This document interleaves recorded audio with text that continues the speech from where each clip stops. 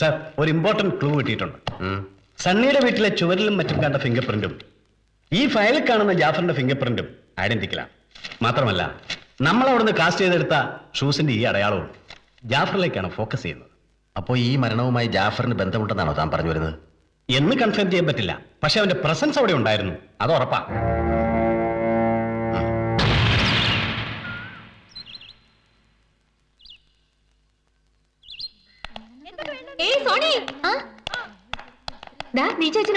ഓ sorry, ഞാൻ മറന്നുപോയി. അപ്പൊ ഇനി എക്സാമിന് കാണാം. All the best. Thank you. Good morning sister. Good morning. Miss Sonia Cherian, നിങ്ങൾക്ക് 3-4 ലെറ്റേഴ്സ് ഉണ്ട്. Thank you mother.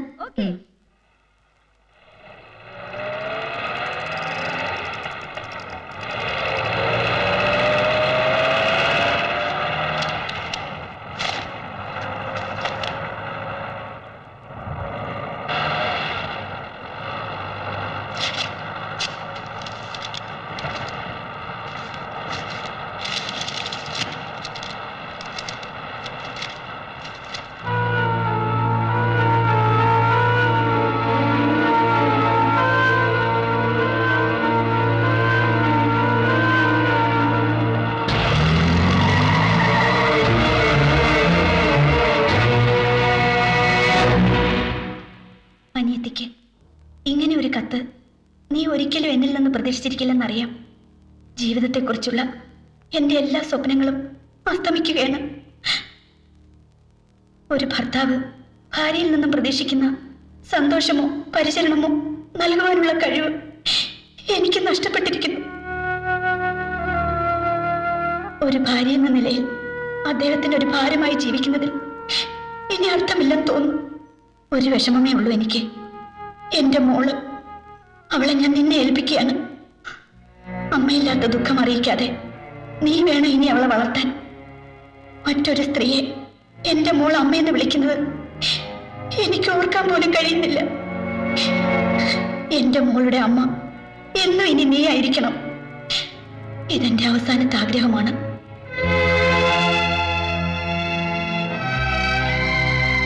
നീ ഈ ചേച്ചിയോട് പോർക്കുമല്ലോ. സസ്നേഹം, ചേച്ചി.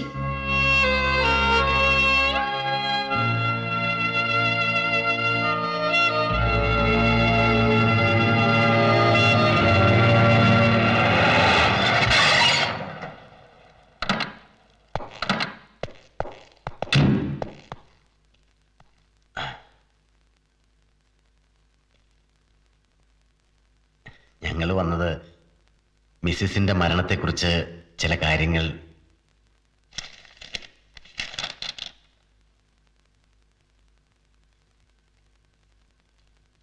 യെസ്, ഇതൊരു സൂയിസൈഡാണെന്ന നിഗമനത്തിലാണ് ഞങ്ങളും എത്തിയത്. അതിനെക്കുറിച്ച് സംസാരിക്കാൻ വേണ്ടിയാണ് ഇവിടെ വന്നതും. ഈ ലെറ്റർ കൂടി ആയപ്പോൾ ഇറ്റ്സ് കൺഫേംഡ്.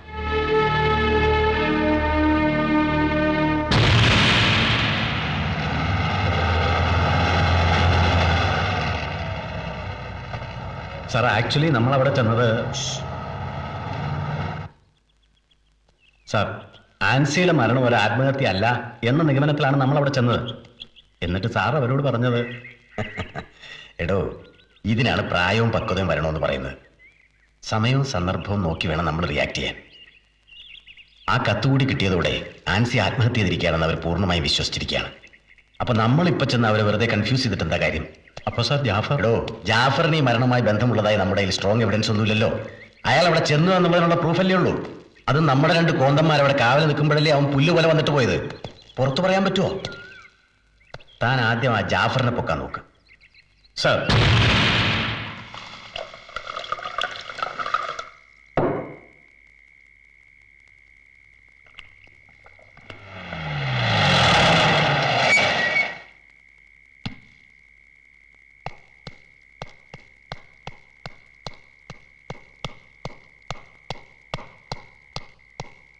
കൃഷ്ണോളെ, എന്റെ 12 എടുത്തു. Hello. Hello Sunny. Have a drink please. No thanks.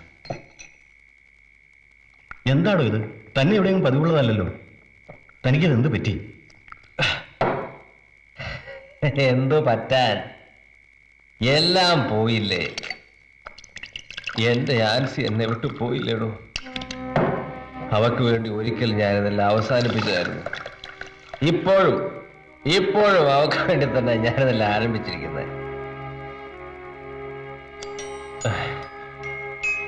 Ancy, അവൾ ഒരിക്കലും എന്നോട് ഇത്രയ്ക്ക് ക്രൂരത കാട്ടാൻ പാടില്ലായിരുന്നു. എനിക്ക് വേണ്ടി, എന്റെ സുഖത്തിന് വേണ്ടി, സന്തോഷത്തിന് വേണ്ടി അവൾ എന്നെ വിട്ടുപോയി. ഇപ്പൊ ഞാൻ സുഖിക്കുവാണോ, സന്തോഷിക്കുവാണോ? വേണോ, ഞാൻ ശരിക്കും ഒന്ന് ഉറങ്ങിയിട്ട് എത്ര ദിവസമായെന്ന് തനിക്കറിയാമോ? എവിടെ പോയാലും എന്റെ ആൻസിയുടെ ഓർമ്മകൾ എന്നെ ഹോണ്ട് ചെയ്യുക. Really I fed up. No Sunny, no, ഇനി വേണ്ട. വാ, എഴുന്നേക്ക്, ഞാൻ വീട്ടിൽ കൊണ്ടുവിടാം. വേണ്ട, ഞാൻ തനിച്ചു പോയിക്കോളാം. I am all right, perfectly all right. Sunny, താൻ ഈ അവസ്ഥയിൽ ഒറ്റയ്ക്ക്. ആര് പറഞ്ഞു ഞാൻ ഒറ്റയ്ക്കാണെന്ന്? ആൻസി, എന്റെ ആൻസി, അവൾ എന്റെ കൂടെ ഉണ്ട്, ഏത് സമയത്തും എപ്പോഴും. പിന്നെ എങ്ങനെയാണോ ഞാൻ ഒറ്റയ്ക്കാവുന്നേ?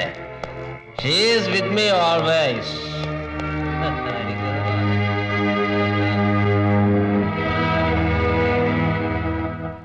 നമ്മൾ അവനെ ഇങ്ങനെ തനിച്ചു വിട്ടേച്ച് പോയാൽ എങ്ങനെയാ? ഇന്നലെ കയറി വന്നത് കണ്ടില്ലേ? കല്യാണം കഴിഞ്ഞ പിന്നെ ഒരു തുള്ളി മദ്യം പോലും കൈകൊണ്ട് തൊടാത്തവനായിരുന്നു എന്റെ മോൻ. എന്റെ കർത്താവേ, എനിക്കിതൊന്നും കണ്ടു നിൽക്കാനുള്ള മനക്കരുത്തില്ലേ? നിങ്ങൾ എന്നതായി ആലോചിക്കുന്നേ? പകലെ എന്റെ മനസ്സിലൊരു ഉൾവിളി, നമുക്ക് അവനെ കൊണ്ട് രണ്ടാമൊന്ന് കെട്ടിച്ചാലോ? നിങ്ങൾ എന്നതായി പറയുന്നേ? മറ്റൊരു പെണ്ണിനെ കെട്ടാൻ അവൻ സമ്മതിക്കോ? എന്നാ സമ്മതിച്ചാല്? അവളൊരു മണ്ടത്തരവും കാണിച്ചങ്ങ് പോയെന്ന് വെച്ച് ഇനിയുള്ള കാലം മുഴുവൻ അവൻ അവളെ ഓർത്ത് കഴിഞ്ഞാൽ നമ്മുടെ അനുമോളുടെ കാര്യം എന്താവും? തന്നെയുമല്ല, ഇനിയൊന്ന് കെട്ടാതിരിക്കാനും മാത്രം അവനത്രയ്ക്ക് പ്രായമൊന്നും ആയിട്ടില്ലല്ലോ. അത് അവനും കൂടെ തോന്നണ്ടേ? അല്ല, ഇനി അവനെ എങ്ങനെയെങ്കിലും പറഞ്ഞ് സമ്മതിപ്പിക്കാമെന്ന് വെച്ചോ. എന്നാലും മറ്റൊരു പെണ്ണ് ഈ വീട്ടിൽ ആൻസിയുടെ സ്ഥാനത്ത്. അതിനാര് പറഞ്ഞു മറ്റൊരു പെണ്ണിന്റെ കാര്യമാണ് ഞാൻ പറഞ്ഞതെന്ന്? നമ്മുടെ സോണിയാമോളുടെ കാര്യമല്ലയോ ഞാൻ പറഞ്ഞത്? രണ്ടുപേരും പരസ്പരം അറിയാവുന്നവരല്ലേ. തന്നെയുമല്ല, ആൻസിയുടെ അവസാനത്തെ ആഗ്രഹവും അതായിരുന്നല്ലോ. എന്തായാലും ഇന്നല്ലെങ്കിൽ നാളെ അവന് രണ്ടാമതൊന്ന് കെട്ടേണ്ടി വരും. അത് സോണിയ ആയാൽ അനുമോളുടെ കാര്യത്തിൽ നമുക്കൊരു സമാധാനം ഉണ്ടല്ലോ. ഒരാണാണെങ്കിൽ പോട്ടേന്ന് വെക്കാം, ഇതൊരു പെങ്കൊച്ച. ഒരമ്മയുടെ ലാളനയിലും ശാസനയിലും വേണ്ട പെങ്കൊച്ചങ്ങൾ വളരാൻ. തന്നെയല്ല, സോണിയയ്ക്കാണെങ്കിൽ അനുമോളെന്ന് വെച്ചാ ജീവന, അവക്ക് അങ്ങോട്ടും. ഒരമ്മയുടെ സ്ഥാനത്ത് നിന്ന് അവളെ നോക്കാൻ നമ്മുടെ സോണിയയ്ക്ക് മാത്രമേ കഴിയൂ.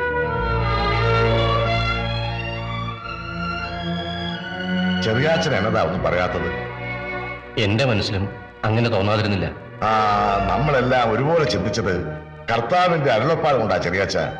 അതുകൊണ്ട് തന്നെ ഇങ്ങനെ ഒരു ബന്ധമുണ്ടാകുന്നതാ ഈ അവസ്ഥയിൽ എല്ലാം കൊണ്ടും നല്ലത്. അപ്പച്ചൻ എന്നതായി പറയുന്നേ? സണ്ണിച്ചായനെ മറ്റൊരു രീതിയിൽ കാണാൻ എനിക്കാവില്ല. മോളെ, ഒക്കെ ശരിയാ. അപ്പച്ചൻ നിന്നോട് ഇക്കാര്യം ആവശ്യപ്പെട്ടതന്നെ ഒരു കണക്കിന് തെറ്റാ.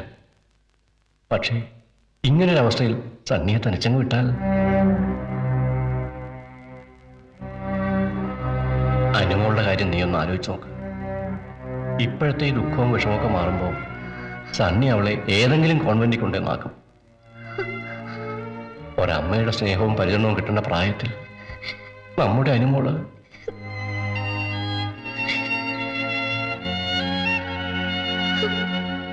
തന്നെയുമല്ല, സണ്ണി വേറെ ഏതെങ്കിലും ഒരു പെണ്ണിനെ രണ്ടാമത് കെട്ടിക്കൊണ്ടുവന്നാൽ അവൾ അനുമോളെ സ്വന്തം മോളെ പോലെ സ്നേഹിക്കും. ആൻസി അവളെ പ്രസവിച്ചൊന്നില്ലേ ഉള്ളൂ. കുഞ്ഞുനാൾ മുതലേ നിന്നോടായിരുന്നല്ലോ അവൾക്ക് അടുപ്പവും താല്പര്യവും.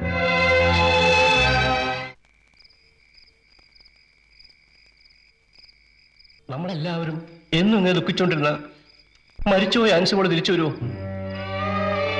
കാലത്തിന് മായ്ക്കാനാവാത്ത വേദനയും ഓർമ്മകളും ഒന്നുമില്ല സണ്ണി. അതുകൊണ്ട് എൻ്റെ അമ്മ വേണ്ട പച്ച, എന്നെ നിർബന്ധിക്കരുത്.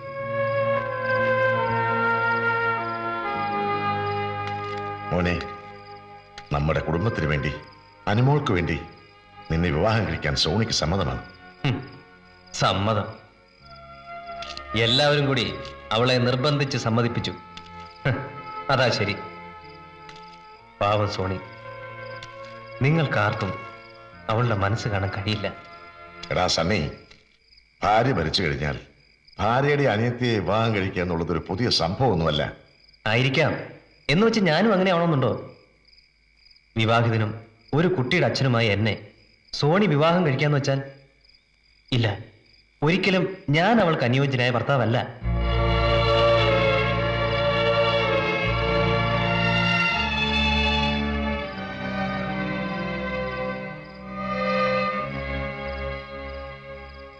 ദയവ് ചെയ്ത് എന്നെ വെറുതെ വിട്ടേക്കും. ഞാനും എൻ്റെ മോളും ആൻസിയുടെ ഓർമ്മകളുമായി ഇവിടെ കഴിഞ്ഞോളാം.